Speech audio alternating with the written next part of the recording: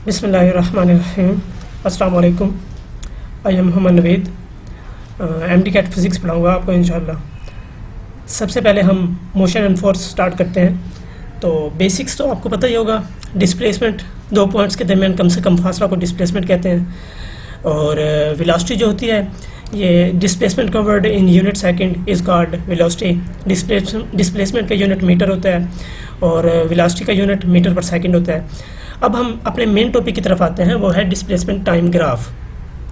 तो displacement time graph का जो स्लोप होता है वो हमें देता है वेलोसिटी।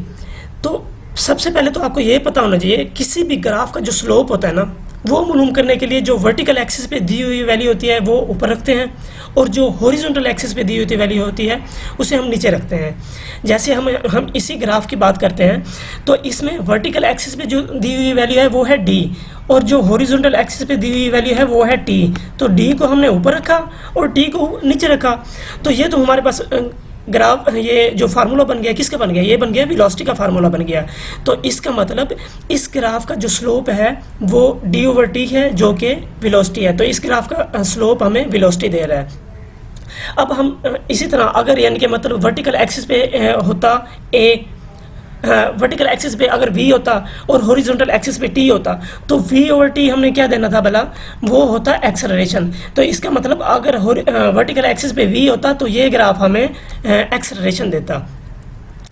अब हम इन ग्राफ्स की बात करते हैं। पहला जो ग्राफ है, इसमें अगर हम यानी कि मतलब ग्राफ में वैल्यूज़ वगैरह दे दें, इसे हम कह देते हैं 20, और इसी तरह इसे हम कह देते हैं 5, ये 10 हो गया। तो अब देख लें कि 5 सेकंड गुजरने के बाद, 10 सेकंड गुजरने के बाद जो डिस्प्लेसमेंट है वो 20 मीटर ही है, जितना शुरू में यानी कि 20 मीटर डिस्टेंस बॉडी कवर कर चुकी थी। तो 5 सेकंड गुजरने के बाद, 10 सेकंड गुजरने के बाद बॉडी का जो डिस्प्लेसमेंट कवर्ड है वो 20 मीटर ही है। इस जब डिस्प्लेसमेंट सेम आ रहा है तो ये शो कर रहा है कि बॉडी साकन हालत में खड़ी है। जब साकन हालत में खड़ी है तो इसकी वेलोसिटी जो है वो ज़ीरो हो गया ऑटोमेटिकली। वैसे भी अगर हम यानी कि देख लें, हम किसी भी पॉइंट पे डिस्प्ले जो स्लोप मालूम करना होता है ना, तो स्लोप मालूम करके भी हम दे सकते हैं। देख लें, इसका जो ग्राफ है इसका स्लोप जो है ज़ीरो है, तो इस वजह से इसकी जो वेलोसिटी है वो भी ज़ीरो है। और वैसे भी अगर डिस्प्लेसमेंट जो डिस्प्लेसमेंट है चेंज नहीं हो रहा, तो इसका मतलब वेलोसिटी ज़ीरो है, क्योंकि बॉडी साकन हालत में खड़ी है। अब हम दूसरे ग्राफ की बात करते हैं। दूसरे ग्राफ में इसमें भी हम स्लोप मालूम कर लेंगे। अच्छा, मैं आपको एक और ट्रिक बताता हूँ स्लोप मालूम करने के लिए। किसी भी पॉइंट पे स्लोप मालूम करना हो ना, आप उस पॉइंट पे हॉरिजॉन्टल लाइन खींच लें, जो एंगल होगा वो हमें स्लोप देगा। फ़र्ज़ किया हम इस पॉइंट पे हम खींचना चाहते हैं ना, अगर इस पॉइंट पे हम स्लोप मालूम करना चाहते हैं तो उसी पॉइंट पे हम हॉरिजॉन्टल लाइन खींच लेते हैं। अब इसमें एंगल ये आ जाएगा, इस पॉइंट पे इसी तरह, इसमें भी ये इस तरह से। इस पॉइंट पे हम स्लोप मालूम करना चाहते हैं तो इसमें भी हॉरिजॉन्टल लाइन खींच लें।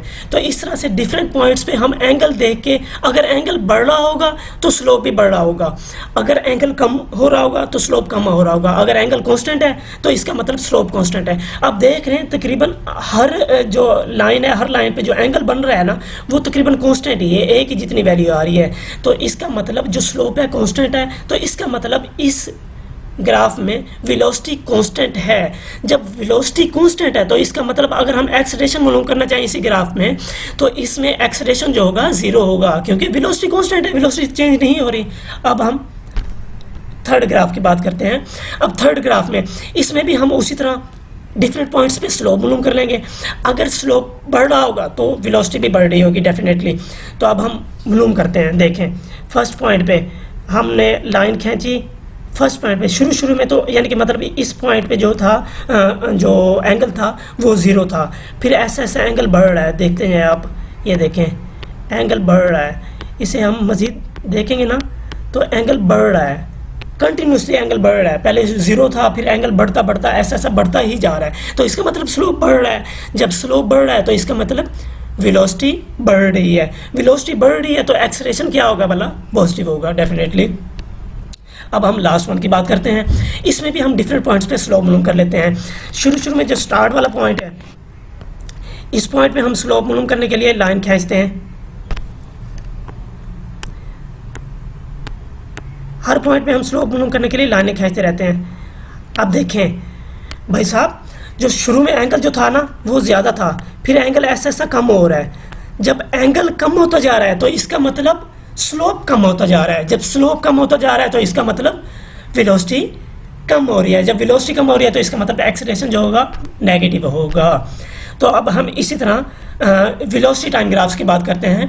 वेलोसिटी टाइम ग्राफ में सबसे पहला जो ग्राफ है इसमें v/t, इसका स्लोप मालूम करने के लिए हम क्या करेंगे, मैंने आपको पहले भी बताया, जो स्लोप मालूम करने के लिए हम जो वर्टिकल एक्सिस पे दी हुई वैल्यू है उसे हम ऊपर रखेंगे और हॉरिजॉन्टल एक्सिस पे दी हुई वैल्यू को नीचे रखेंगे। वर्टिकल एक्सिस पे क्या है बोला, v है, और हॉरिजॉन्टल एक्सिस पे क्या है, t है। तो v/t किसका फार्मूला है, ये एक्सेलरेशन का फार्मूला है।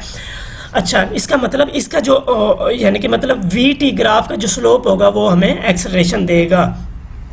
तो अब हम डिफरेंट ग्राफ्स की बात करते हैं। पहले ग्राफ में आप देखें जो स्लोप है 0 है, हर यानी कि मतलब स्लोप इस एक्सिस में इस ग्राफ में स्लोप 0 है, तो इसका मतलब इसमें स्लोप 0 है तो एक्सेलरेशन भी 0 है। अब हम दूसरे ग्राफ की बात करते हैं। दूसरे ग्राफ में इसमें स्लोप मालूम करने के लिए इसमें भी हम उसी तरह करेंगे, हम हॉरिजॉन्टल लाइन खींच लेंगे,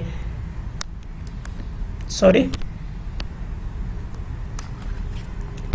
अच्छा, इस पॉइंट पे हम ये इस तरह से डिफरेंट पॉइंट्स पे हम लाइन खींच लेंगे स्लोप मालूम करने के लिए।